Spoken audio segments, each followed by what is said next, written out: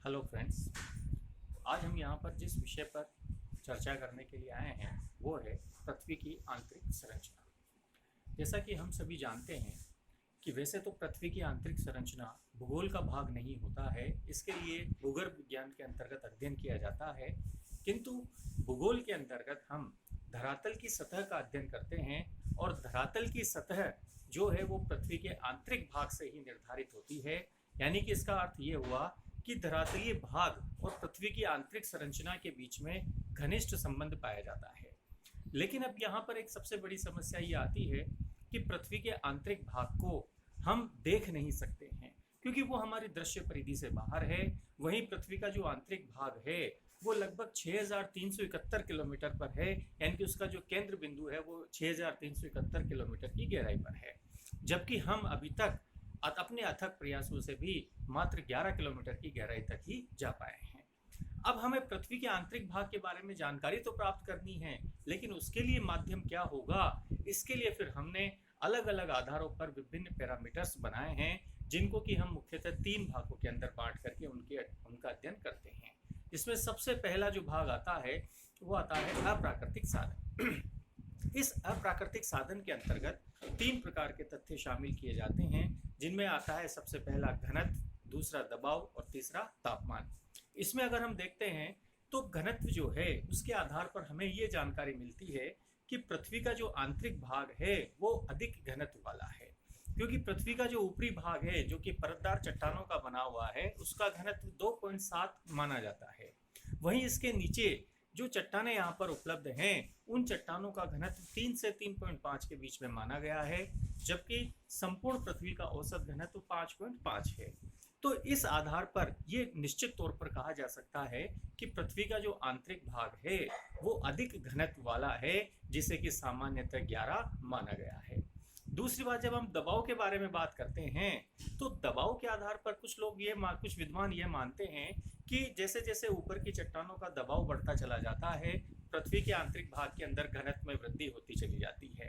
लेकिन वास्तव में ऐसा एक सीमा तक ही होता है, उसके बाद दबाव कितना ही अधिक क्यों ना कर दिया जाए, आंतरिक घनत्व के अंदर विशेष वृद्धि नहीं होती है।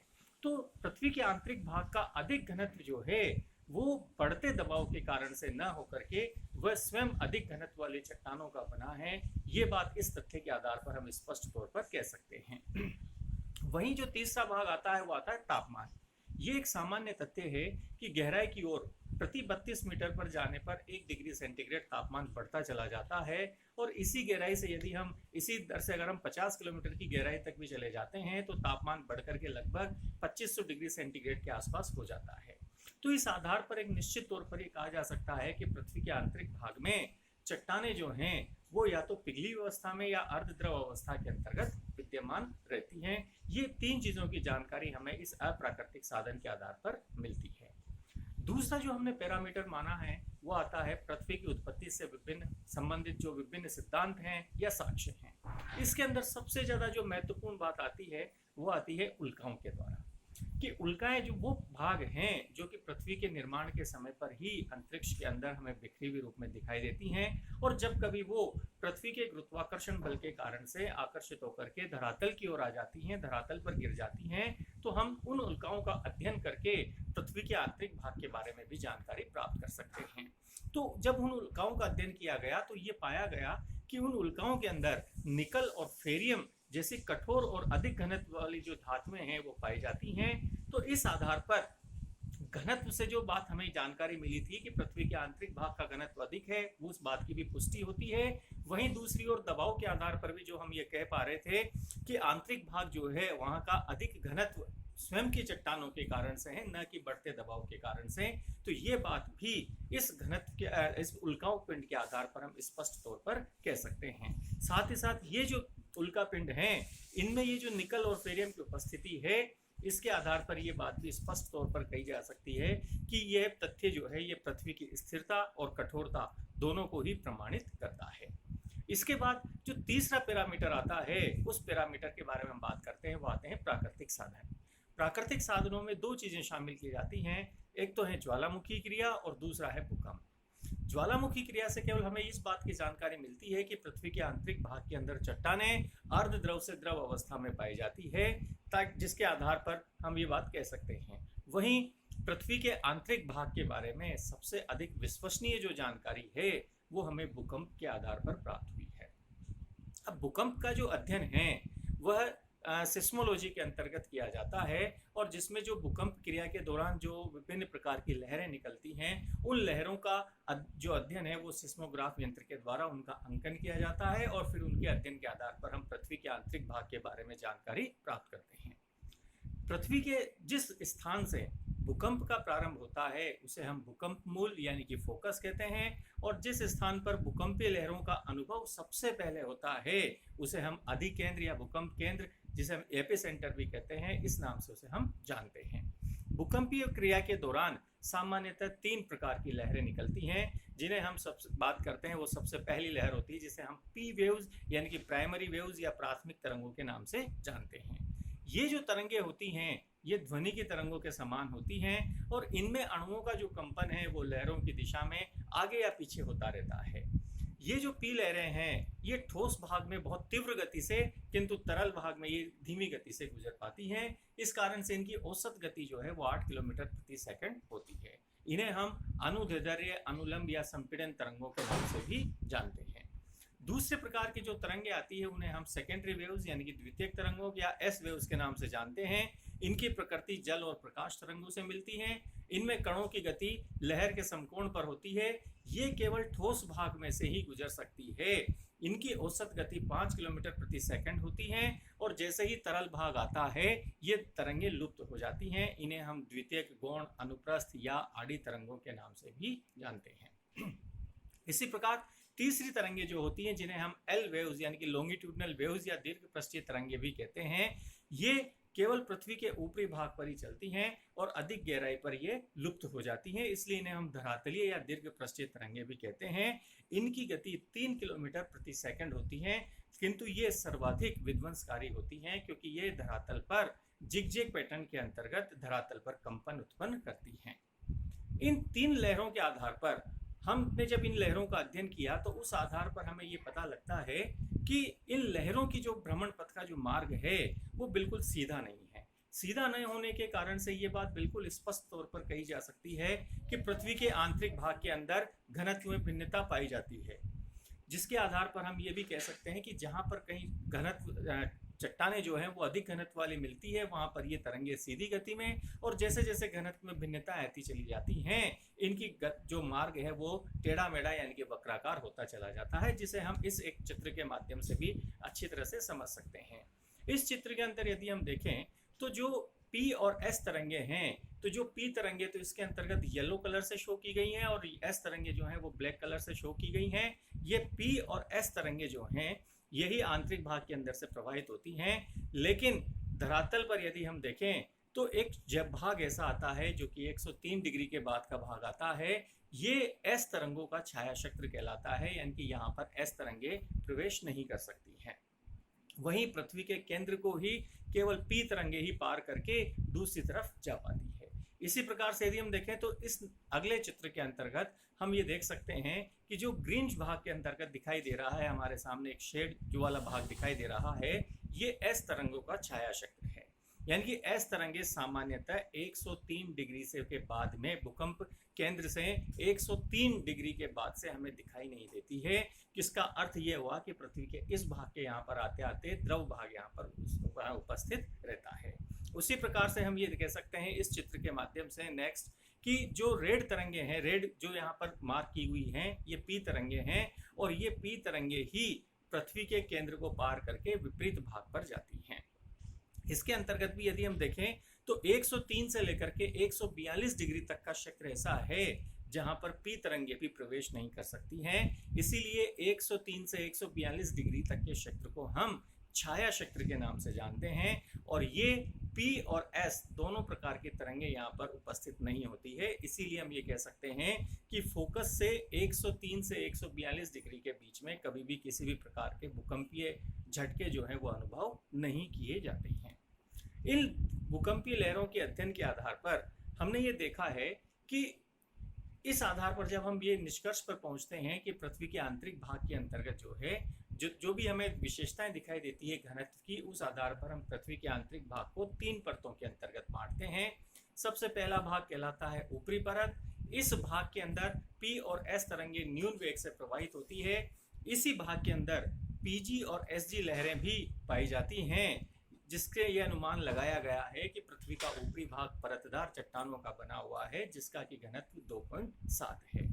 इसके नीचे जो मध्यवर्ती परत है, इस भाग में P स्टार और S स्टार लहरें भी पाई जाती हैं, जिस आधार पर इसका घनत्व 3 माना गया है और सामान्यतः इसकी रचना बेसाल्ट से मानी गई है।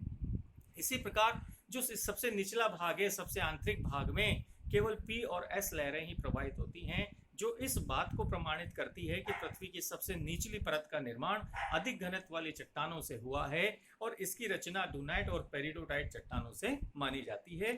अधिक गहराई पर S लहरों की उपस्थिति नहीं पाए जाने के कारण यह कहा जा सकता है कि पृथ्वी की गहराई में एक परत तरल अवस्था में आवश्यक रूप से विद्यमान है।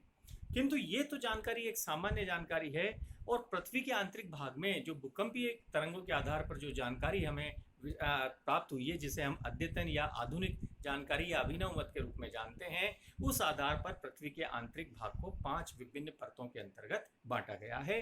3 मुख्य परतें हैं और 2 परतों के 2 उपविभाग करके इसे कुल 5 परतों के अंतर्गत बांटा गया है।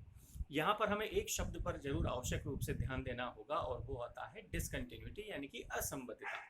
असंबद्धता वह क्षेत्र होता है जहां पर चट्टानों के अंदर हमें अचानक परिवर्तन दिखाई देते हैं, यानी कि घनत्व जो है वहां पर अचानक या तो कम होता है या बढ़ता है, तो उस क्षेत्र को हम डिसकंटिन्यूटी या असंबद्धता के नाम से जानते हैं। तो इस आधार पर अगर हम देखते हैं तो जो सबसे पहला भाग जो पृथ्वी का पाया जाता है उसे हम कहते हैं क्रस्ट। क्रस्ट यानी कि भूपरपटी। इसकी गहराई 33 किलोमीटर तक मानी जाती है। यहाँ पर सभी चट्टानें ठोस हैं, जो मुख्यतः सिलिका और एल्यूमिनियम जैसे पदार्थ इनके अंदर मुख्य रूप से पाए जाते हैं, और इससे ही महाद्वीपों का निर्माण हुआ है। महासागरों की तली बेसाल्ट की बनी मानी जाती है, जो कि कठोर होती है। इसका औसत घनत्व 2.7 से लेकर के 2.9 तक है, और प्राय सभी भूकंप इसी के निचले भागों से आते हैं, और इसके नीचे मोहरो विशेष असंबद्धता पाई जाती है, जहां से चट्टानी संरचना में परिवर्तन होने लगता है, यानी कि इसके नीचे दूसरी परत शामिल होती है, जिसे कि हम मेंटल के नाम से जानते हैं। मेंटल को भी अध्ययन के आधार पर 2 भागों के अंतर्गत बांटा गया है। पहला भाग कहलाता है इसका ऊपरी मेंटल यानी कि अपर मेंटल, जो कि 33 से 984 किलोमीटर नीचे स्थित है। इस परत का घनत्व 3.3 से 4.7 तक है, और यहाँ की चट्टानें चिपचिपी अवस्था के अंतर्गत पाई जाती है, जो कि मुख्यतः सिलिका और मैग्नीशियम की बनी होती है। इसके नीचे जो है वो कोनार्ड असंबद्धता पाई जाती है, जो कि अपर मेंटल और लोअर मेंटल को अलग अलग करती है। इसी प्रकार अगर हम देखें तो इसी के नीचे मेंटल का ही जो दूसरा भाग है, जिसे कि हम लोअर मेंटल कहते हैं, ये 984 से लेकर के 2898 किलोमीटर नीचे तक का भाग लोअर मेंटल में शामिल किया जाता है, और इस परत का घनत्व 5.6 तक माना जाता है।